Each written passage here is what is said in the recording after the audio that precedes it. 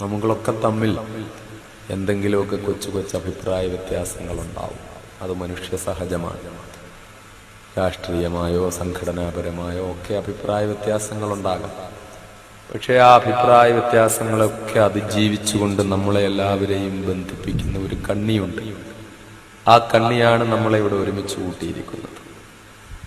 നമ്മുടെ ഒക്കെ ഹൃദയങ്ങൾ തമ്മിൽ പരസ്പരം ബന്ധിപ്പിക്കുന്ന, എല്ലാ ഹൃദയങ്ങളിലും ഒരു കൊളുത്ത് ഇട്ടിട്ട് ഇങ്ങനെ പോകുന്നു. എന്റെ മുന്നിലിരിക്കുന്ന മുഴുവൻ വിശ്വാസികളായ സഹോദരങ്ങളുടെ ഹൃദയങ്ങളിലും ആ കൊളുത്തുണ്ട്.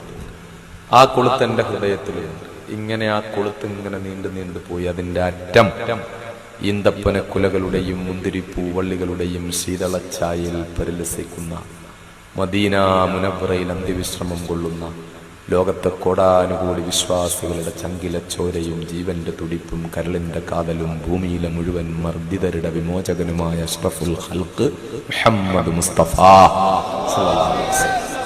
അവിടത്തേക്കാണ് ആ കൊളുത്ത്. അവിടെയാണ് അങ്ങേയറ്റം നമ്മുടെ ഓരോരുത്തരുടെ കൽബുകളിലും ഇങ്ങനെ ബന്ധിക്കപ്പെട്ടു പോയിരിക്കുകയാണ്. അപ്പുറം റസൂലുള്ളാഹി സ്വല്ലല്ലാഹു അലൈഹി വസല്ലം തങ്ങളാണ്. ആ പ്രവാചകൻ സ്വല്ലല്ലാഹു അലൈഹി വസല്ലം തങ്ങളാണ് നമ്മയെല്ലാം ഒരേ ചരടിൽ കോർത്ത മുത്തുമണികളാക്കുന്നത്. കൊച്ചു കൊച്ചു അഭിപ്രായ വ്യത്യാസങ്ങളും വിഷമങ്ങളും ഒക്കെ ഉള്ളത് വളരെ നിസ്സാരമായ കാര്യമാണ്. അതൊക്കെ കൂടി നമ്മൾ നോക്കിയാൽ വലിയ കടലിൽ നിന്ന് പുറത്തേക്കെടുത്ത, വിരൽ തുമ്പിൽ മുക്കി പുറത്തേക്കെടുത്ത ഒരു തുള്ളി വെള്ളമാണ് നമ്മളൊക്കെ തമ്മിലുള്ള അഭിപ്രായ വ്യത്യാസങ്ങളും വിഷമങ്ങളും ഒക്കെ എന്തിന്റെയെങ്കിലും ഒക്കെ പേര്.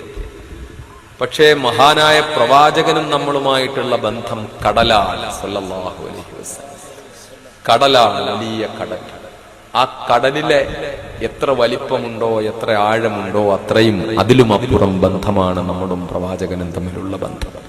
ആ ബന്ധമാണ് നമ്മൾ ഒരുമിച്ച് കൂട്ടേണ്ടത്. അങ്ങനെ തന്നെ ആയിരിക്കണം. അത് എന്തിന്റെയൊക്കെ പേരിൽ നമുക്ക് അഭിപ്രായ വ്യത്യാസങ്ങൾ ഉണ്ടായാലും അതെല്ലാം വളരെ നിസ്സാരവും നമ്മുടെ കൽബുകളെ ബന്ധിപ്പിക്കുന്ന മഹാനായ പ്രവാചകൻ മുഹമ്മദ് മുസ്തഫ സല്ലല്ലാഹു അലൈഹി വസല്ലം തങ്ങളോടുള്ള സ്നേഹം കടൽ പോലെ നമുക്ക് വിശാലവും വലുപ്പമേറിയതുമായിരിക്കും.